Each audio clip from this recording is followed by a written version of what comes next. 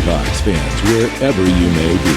Welcome back for another edition of the Seahawks Playbook podcast. Join your host, Bill Alvstad, and co-host, sports writer and football analyst, Keith Myers, as we talk Seahawks football.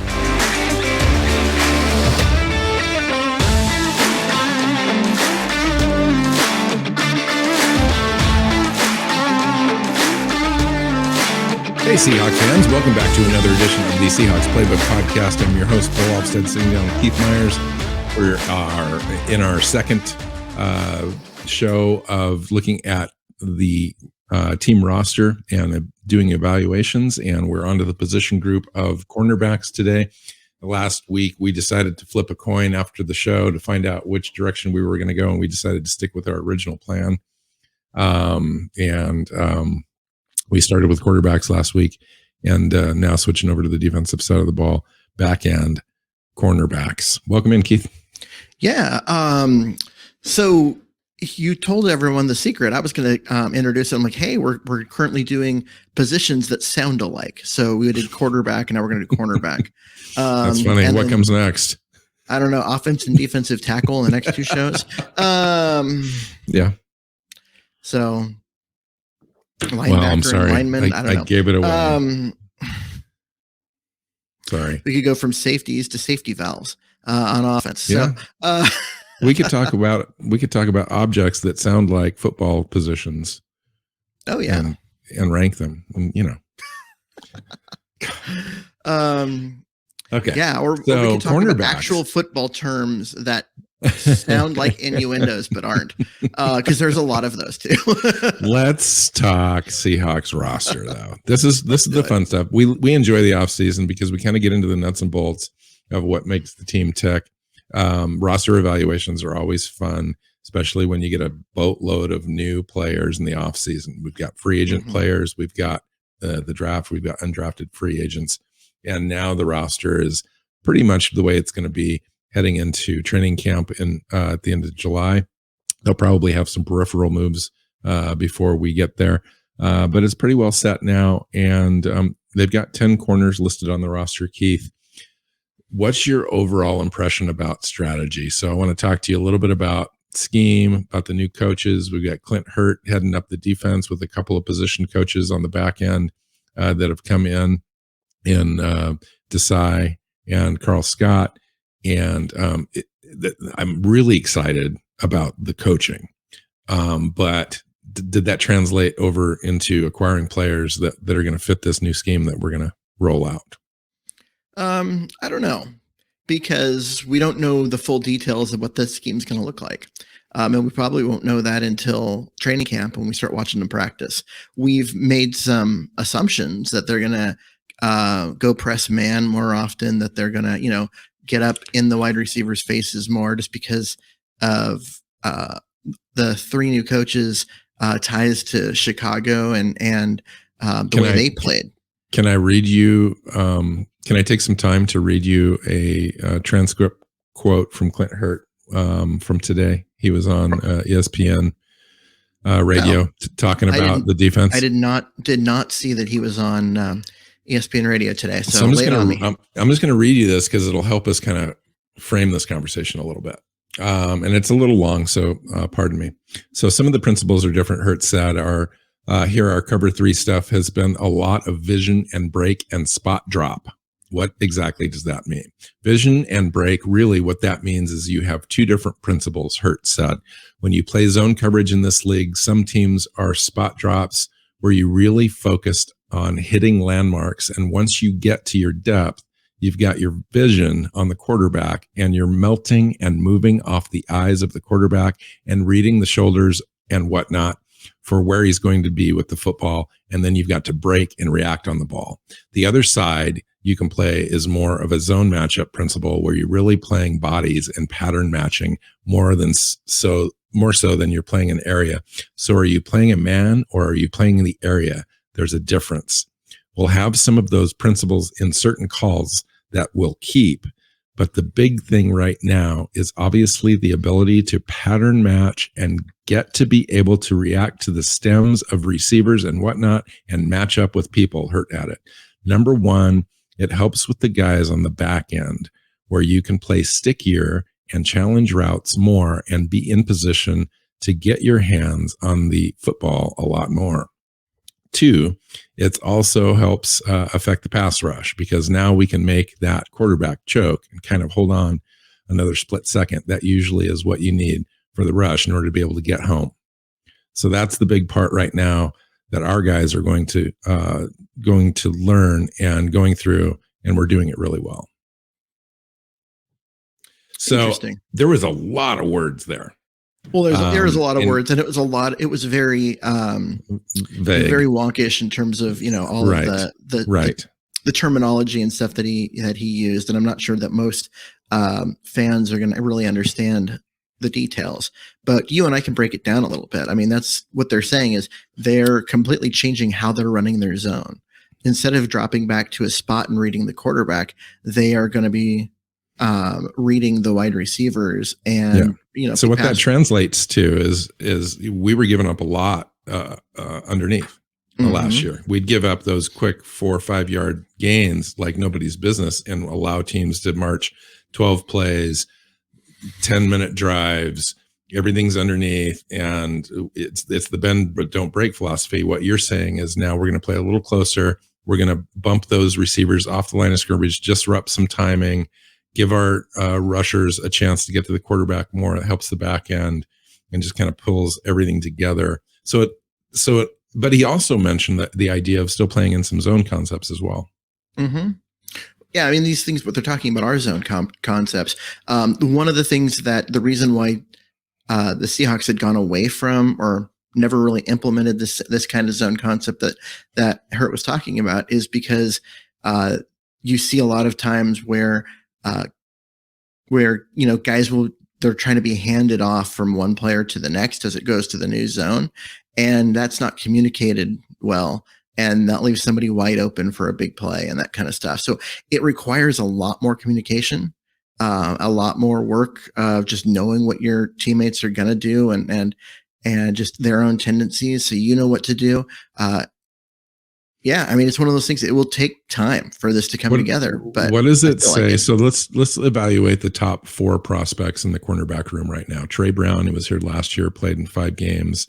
It played okay. I went and looked at his overall play and his grades and so forth. I think he's given a little bit more credit than was due, but he came out pretty strong for a rookie, and they expect him to play significant minutes.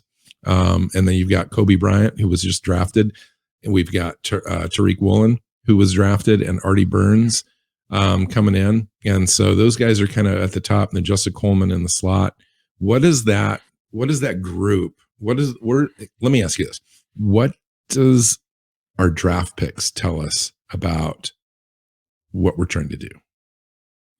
Well, I mean, to me, the draft picks the last 2 years with Brown and then Bryant, the fact that they, re-upped Sidney Jones, and brought Justin Coleman back. All of these moves give you guys that are sticky, that match up well against individual players. They don't have the length and the size and some of them don't have the straight line speed that you would usually associate with a Seattle cornerback. But instead they're like really good short area quickness, very sticky in coverage. And to me, what that says is just what, Clint Hurt was talking about, that they're going to give these guys a chance to, be closer to the receiver, both at the snap, at the top of the stem, break on the ball, and it's going to look more man all the way through the route. Yeah. Are you excited about that? I am. I want to see it happen because like I said before, there's a lot of communication that has to happen, and we've seen communication problems in Seattle secondary as a thing kind of every year for the last few, and at least early in the season. So we'll see how this works early on. I do think that there's a lot to like here. There's a lot to like, but there's a lot to learn. It's a completely new way of, and it's a new language. I think Carl Scott's bringing in all his own terminology. So it's going to be really interesting right out of the gate if these guys are ready. If they're ready, I think it's going to be fantastic because teams aren't going to be expecting it. Well, teams will know, but it'll be a different look than what we've been accustomed to. I think Seahawks fans are going to love this because, yes, you might get burned a couple of times. We're really dependent upon our 2 high safety looks to be able to protect that back end, but everything up front is going to be more contested. So instead of just allowing teams to throw underneath of you, you're going to have a lot more contested throws, which means potentially more interceptions, more breaks on the ball, more batted balls, all that kind of stuff. I think it's fantastic because you put your best players in a position, and usually your corners and your safeties and so forth are your most athletic players on your defense. You allow those guys to make plays, to be ball hawks, playmakers. In fact, I'm excited to go see Kobe Bryant in this because he's self-declared himself as the best ball player on the ball in the draft. And let's go see it. Let's prove it. Yeah, we'll see.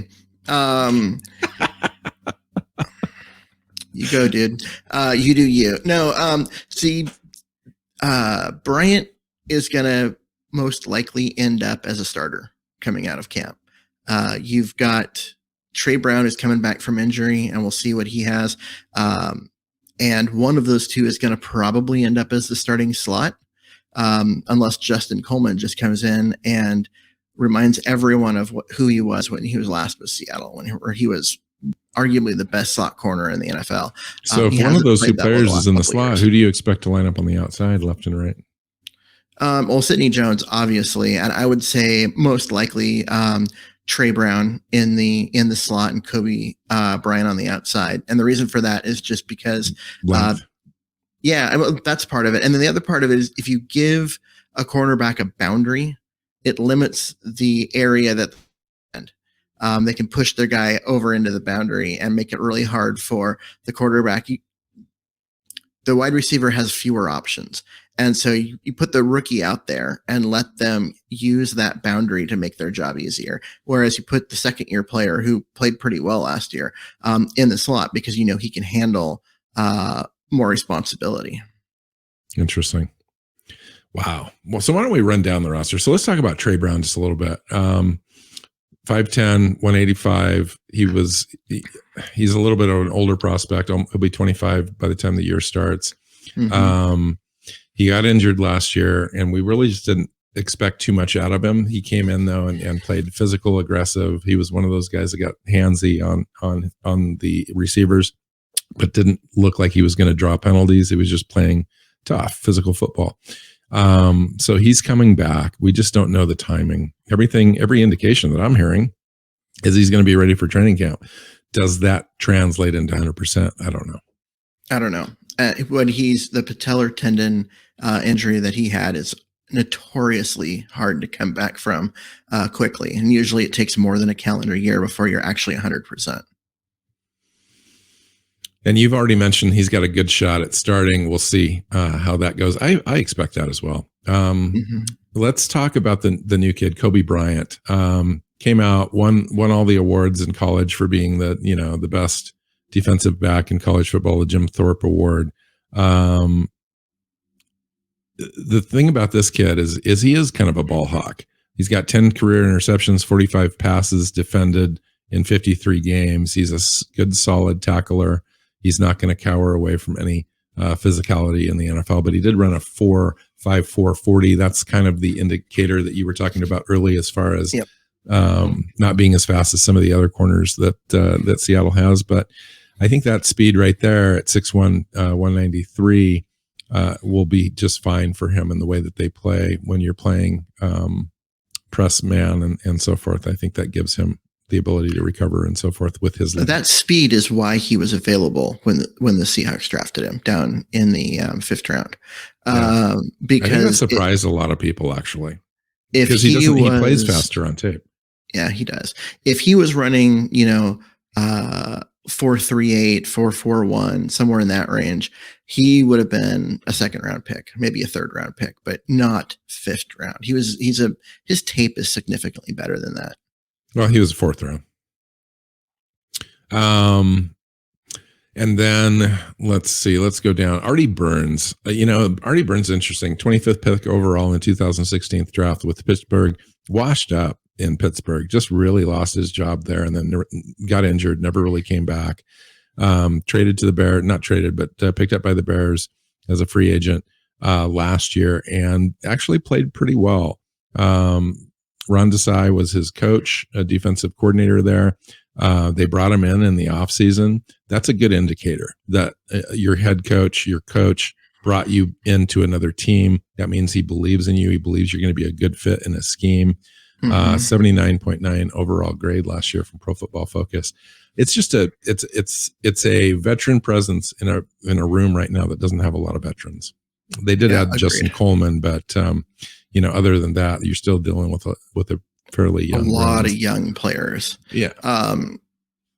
So you kind of skipped over Sidney Jones. You want to come back and I was going to talk about next, and then talk about the guy that was the big surprise last year. I mean, he wasn't on the team in training camp. They added him right on the eve of the season.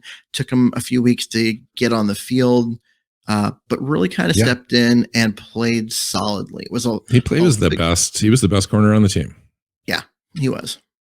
Yeah, it was interesting. The guy, you didn't think about it too much with him because he's 6 foot 181. He's not the most physical, largest, intimidating corner that you will see, but he had 57 solo tackles. I don't think I saw him miss a tackle. He ranked 12th in the NFL overall in tackles for corners as well. I think that's a great pickup to bring him back. It's a low-cost opportunity for him to solidify his playing in a new scheme that I think suits him well. And he's comfortable in Seattle, likes the coaching staff here. So I see him starting. I really do. I mean, who else is going to start? Him and Trey Brown, maybe Kobe Bryant. Other than that, that's it. I mean, unless a guy like Tariq Woolen comes on now. I want to talk about Tariq Woolen just for a little bit because here's just a physical specimen and like an athletic freak. But when you really go and look at him in his film and so forth, he just wasn't that good. He was out of position a lot. He's new to the position. He's only played, I think, 16 total games. But he just had this tantalizing height, weight, speed combo that is hard to pass on, and Seattle didn't. But I don't think that he's going to be ready, at least for the first 8 games, to see much of the field. I think he's going to be a special teams gunner and on all that kind of stuff. But I'd be real surprised if he gets any playing action before, week 9. Yeah, I would agree. He's going to start the year inactive, on game day and still learning the position. I do. I expect him to start the year inactive. About week 4, he starts to get activated so he can play special teams. Because if you're activating, then what you're saying is if a lot of people get hurt, you're going to have to play. And if they're not comfortable with him being on the field with a defense, they won't. Well, it depends on what their record is and all that kind of stuff. Yeah, that's true. All right. So, but he's exciting. I mean, he's an exciting prospect for the future. Like if he comes around and he plays well, as people expect him to, this could be a diamond in the rough for sure. All right. So Justin Coleman, I thought it was a total underrated pickup in the offseason. Most people don't even really know that we picked him up.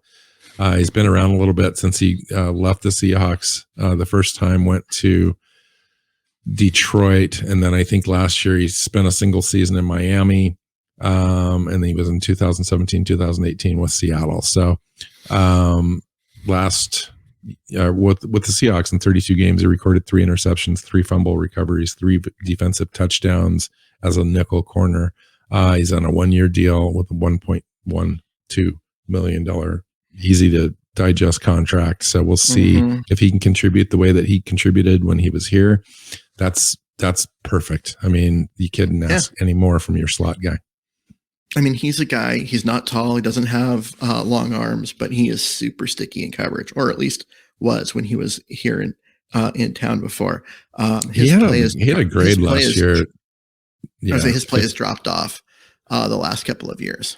Yeah. He had allowed 25 receptions on 37 targets with a Pro Football Focus grade of 52.4, which is poor. Yeah. Mm-hmm. So we'll see. We got a couple of fringe guys on the roster that I don't necessarily think we need to spend too much time with. Mike Jackson, he was on the roster for the last 4 games last year, 5th round pick in 2019 out of Miami. He's 6'1", 210, so he's got a little bit of size and length to him. Elijah Jones, 6'1", 188 out of Oregon State. They just picked him up a couple days ago. A guy that had not yet come through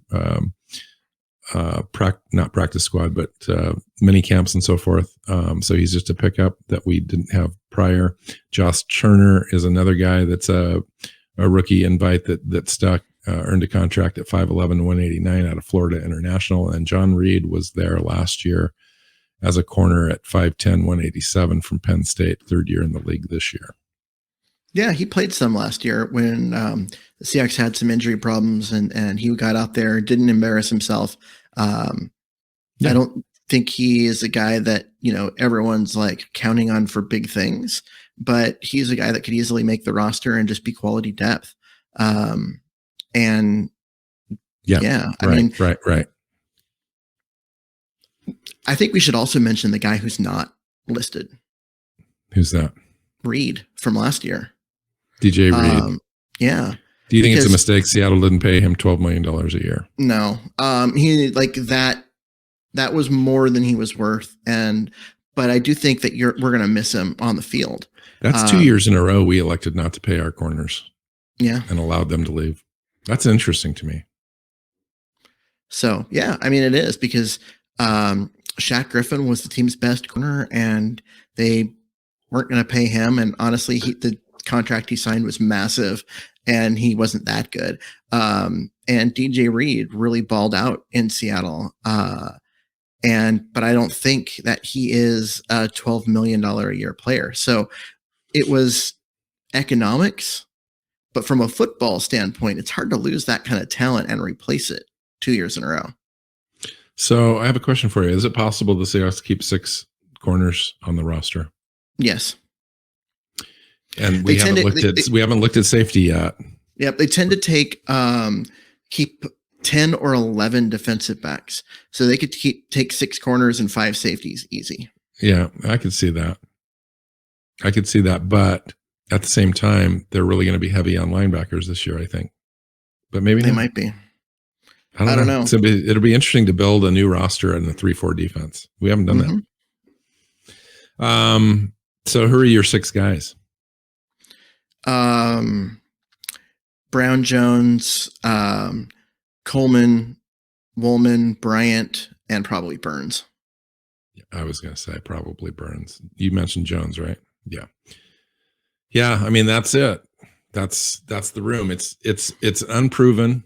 I think it's a perfect year though to develop, especially for a guy like Woolen. You can put him out there halfway through the year and kind of see what you've got, especially if your year and record is going south on you. It'd be a great time to allow some guys just to make some mistakes and to grow and all that kind of stuff. And that's what we've got. We really do. I think we'll get into the safety room, and the safeties are one of the stronger position groups I think that we have on the team. But corner is, I think, has the potential to be really good. I just don't think we're there yet. It'll be really young. I think the competition though in training camp is going to be one of the most fascinating to watch. Oh, it'll be fun. Training camp's going to be fun watching the corners because there's a lot of talent and they're all just really young. And so they've got a lot of learning to do. Even the guys that have been in the league for a bit, it's a new system. So they're going to be doing a lot of learning too. It's going to be fun watching. All right, let's get out of here early. How about that? All right. Find Keith on Twitter at MarsNFL. You can find me at NWChawk. Find the show, find the podcast, find the YouTube channel, all that stuff. Hit the subscribe button. Make sure you share it with friends and family. And until next time, go Hawks. Seahawks Playbook podcast listeners, thanks for joining us for another edition of the show. You can find us on Twitter. Bill is at NWChawk. Keith is at MyersNFL. And the show is at Hawks Playbook. You can listen and subscribe to the show at SeahawksPlaybook.com.